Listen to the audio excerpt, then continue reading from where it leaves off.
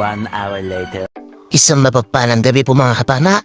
Nakarating na tayo sa spot. Sa wakas, nakalaot na rin tayo mga kapana at meron na tayong pang-video na kamera. Ito yung bumuod mga kapana. Isang dalagang bukid. At sa pool naman, salamat. Maganda rin itong guwenamano natin. Masarap na pang sabaw ito mga kapana o kaya pang kilaw. Pangalawang nakita natin dito mga kapana ay dalawang mamaw na luba sana. Kaso ito yung nangyari mga kapana. Medyo masikip yung butas na nakakitaan natin sa kanya at dito naman sa kabila buntot lang yung nakikita natin sa isa. Kaya ito napana rin natin yung mas balit mga kapana. Hindi lang natin nakuha na ng video. Pasensya na mga kapana. Ito yung paglabas natin sa luba na unang nakuha natin. Malaki-laki na rin ito mga kapana. Mga nasa 3 kilohin.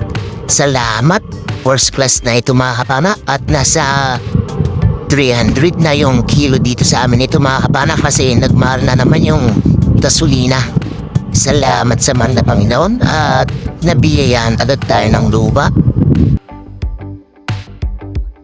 At pagka-secure natin ng luba, ito yung sumunod ulit na nagpakita mga kapana. Dalagang bukid na malapad na naman. Ayun sa pool mga kapana. Salamat.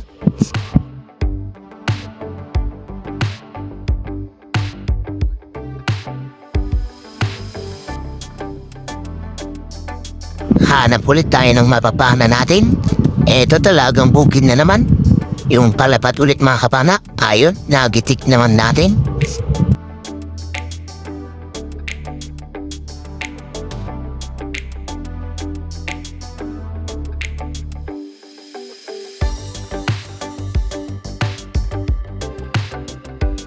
Eto mga kapana, hanap na naman tayo ng mapapana natin.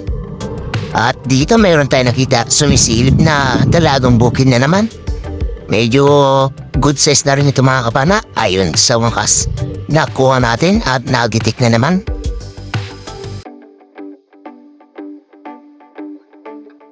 Hanap ulit tayo. And ito mayroon nagtatago na naman mga kapana. Isang dalagang bukid ulit. Sa pool kang dalagang bukid ka. Salamat. Sunod-sunod yung mga dalagang bukid na nakikita natin dito sa spot mga kapana. At dating spot din ito mga kapana na pinuntahan natin.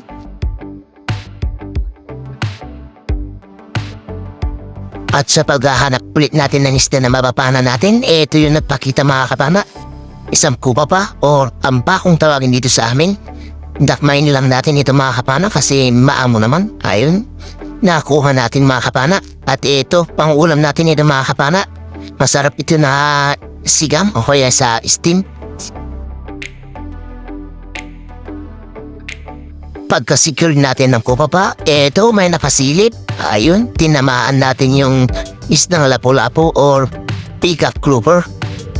Blue at takulit kung tawagin naman dito sa amin ito mga kapana. Napaka mailapit ito mga kapana kapag umaga. Pero sa gabi medyo mailat din kaso natimingan natin siya. Salamat. At dito naman mga kapana, malaking barakuda sana yung nakita natin kaso napakailap niya mga kapana kaya hindi natin siya napana. Hanap ulit tayo ng napapana na iba mga kapana. At dito meron tayo nakita malapad na samaral or honeycomb rabbit fish. Sa pool kang samaral ka. Naniisip, malaga kung tawagin dito sa amin or malaga o maabot mga kapana. Masarap na pansinabaw. At masarap din kung makatinig kaya ingat-ingat lang sa pag-aawak ng mga kapana kapag bibili kayo sa palengke. Hanap ulit tayo ng mapapana natin. Dito sa may medyo malit na kuweba, meron nagtatago. Sa pool kang surahan ka. Ito yung original na surahan mga kapana.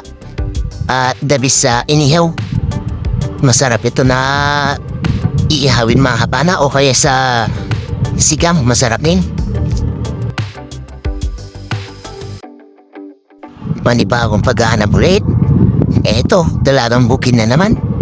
Sa pool kang dalagang bukid ka. Kabasi kung tawagin yan sa amin mga kapana. At naditig ulit natin. Salamat.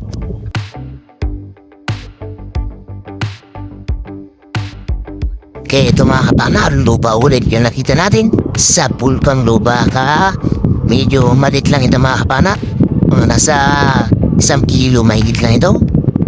Pero ayos na rin ito mga kapana. First class na rin ito na pambenta natin. Salamat sa mahal na Panginoon at nabiyayaan na naman tayo ng pangalawang luba.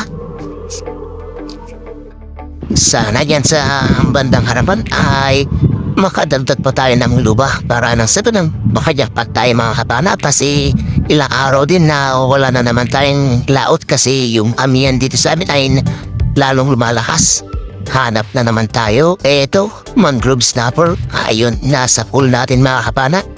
Ang rap naman kung tawagin ito dito sa amin mga kapana, at napakasarap din ito sa sinabawan at masarap din sa kilawin. Thank you Lord.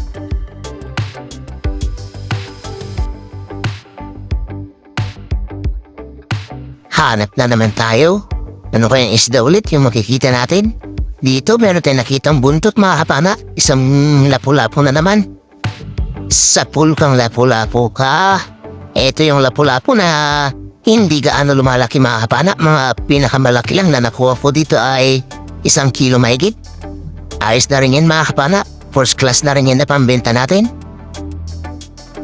Dito mga kapana ay hindi natin inaasahan. Meron tayong nakitang malaking luba ulit. Sa pulkang luba ka at tinamaan natin mga kapana. Kaso ito yung nangyari. Nakawala siya mga kapana. Buti na lang at ito naman yung nangyari mga kapana. Habang hinahabol natin siya, bumalik sa atin. Kaya ito, napana ulit natin. Sa pulka ulit ngayon. Ayan mga kapana, hindi na siya makakawala din kasi tumagos na sa bandang hasangan niya yung shop natin or bala ng pana. Malaki-laki na ito mga kapana, mga tatlong kiluhin mahigit. Salamat Lord, kwartang linaw na ito. Pangatlong luba na nakuha natin. Nakawala man sa unang patpana natin pero hindi na siya nakawala sa pangalawa.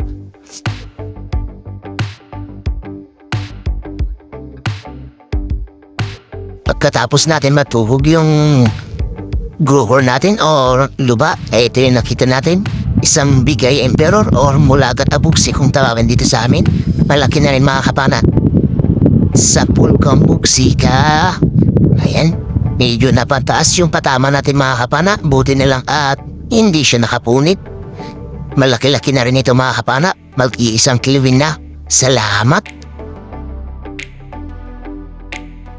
Hanap ulit tayo ng isang mapapana na naman. At dito meron tayo nakita. Isang talagbago o ulayan naman kung tawagin dito sa amin.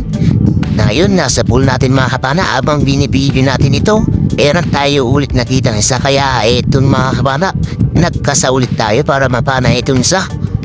Magkaiwalay lang sila mga kapana, pero magkasama siguro ito. Ayun, nakuha natin yung isa mga kapana. First class na rin ito na pambenta natin. Nasa 300 per kilo mga kapana yung ganitong isda sa amin. Hanap ulit tayo. At ito, isang dalagang bukid.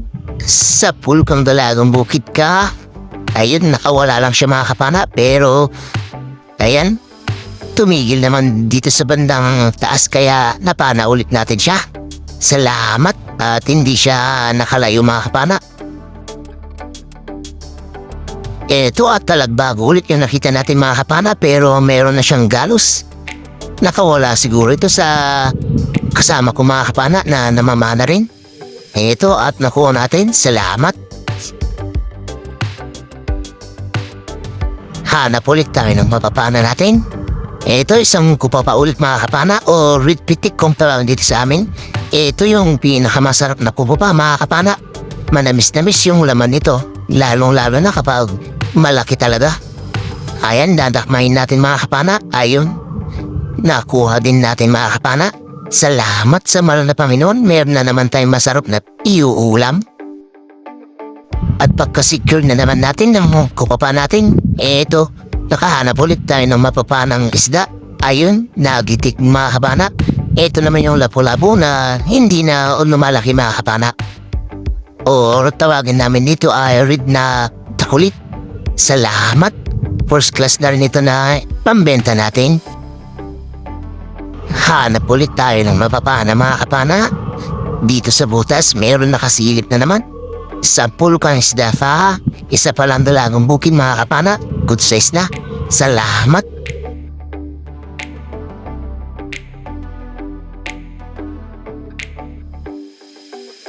Dito meron ulit tayo nakita mga kapana ng dalagang bukid. At malapad-lapad. Ito, ngayon sa pool mga kapana. Di naman sa may malapit sa muntok.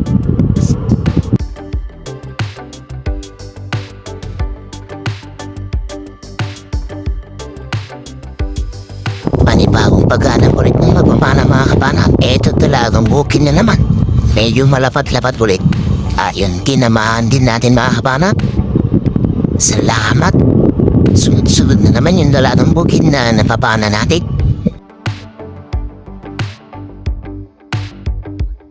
Hanap ulit tayo ng magpapana. Ito, mayroon tayo nakita po. Kasi ito ang nagsasabi ngayon sa pool. Salamat at eto na rin pala yung huli na bana natin mga kapana.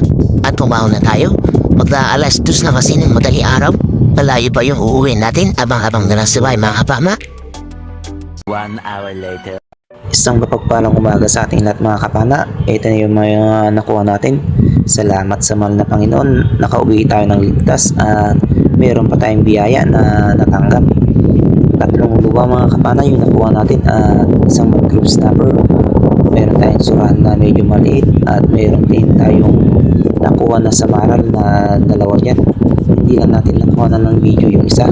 Salamat sa mahal na Panginoon at nabiyaya na naman tayo ng ganitong grasya. Sipag at yaga sa ilalim ng asul na tubig doon ng biyaya. O kapana sa kailaliman ng iyong mundo, isang spearo na may dangal at prinsipyo. Sa simpleng buhay doon ka kontento, basta't may ulam at bigas sa inyong plato. Balawan ang saksi sa iyong galing, sa bawat pagsisit pag-asa ang hiling. Kapana TV, inspirasyon ng marami, sa hirap at pagod hindi nagpapahuli. Gilasin ka na. Hindi biro ang panganib sa ilalim ng agos. Kailangan ng focus, kailangan magtios. Isang maling galaw, buhay ang nakataya. Pero dahil sa pamilya, takot ay nawawala. Dito mo makikita ang tunay na yaman. Wala sa alahas, kundi sa pagkakakitaan. Nagaling sa pawis sa tapat na paraan. Spear fishing ng sining, dagat ang tahanan. Kahit maputla ang labi sa lamig ng tubig, patuloy ang laban, maririnig ang pintig ng pusong nagmamahal sa bayang kinalakihan. Isang simpleng tao may malaking paninindigan. O kapana sa kailaliman ng iyong mundo, isang spearo na may dangal at prinsipyo. Sa simpleng buhay doon ka kontento, basta't may ulam at bigas sa inyong plato. Balawan ang saksi sa iyong galing, sa bawat pagsisit pag-asa ang hiling. Kapana TV, inspirasyon ng marami, sa hirap at pagod hindi nagpapahuli. Dalawang pa. Tapos ka na pati ba? So, Kaya kung ikaw ay napapagod at nanghihina, kapay nangyari. Si Danda, mana. Kapay tingnan mo ang dagat. Laging may pag-asa. Basta't marunong sumisid sa agos ng buhay, sigurado may biyaya sa dulo ng iyong paglalakbay. Manangalaga na tayo yan. Kapana TV, ang spearo ng mga oas. Saludo kami sa